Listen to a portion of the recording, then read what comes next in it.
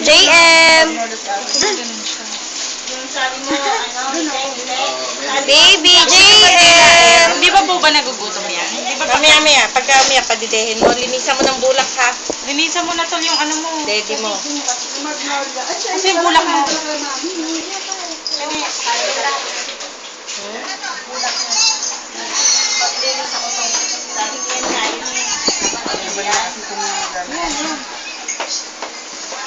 Ano to, te? Lalagyan tubig? Oo, babasain. Yung sa thermos. Yung maluto yung utong niya. Pero hindi daw po nakakain ng ano. Nakakain niya. Ano po ba? In-injection na ng antibiotic. I-injection na niya. 1,000 yan. Pinasuka po. Inano, siniksip. Gaya sinegra pa. 1 linggong pinasuka ng ano. Nakakain ng doon. Pogi ni JM. Pogi. Ng Paulia. Dapat 1 linggo yun. Hindi lang. Kasi baka magka-infection siya. Wala. Ang puti no? Napakahinhin eh.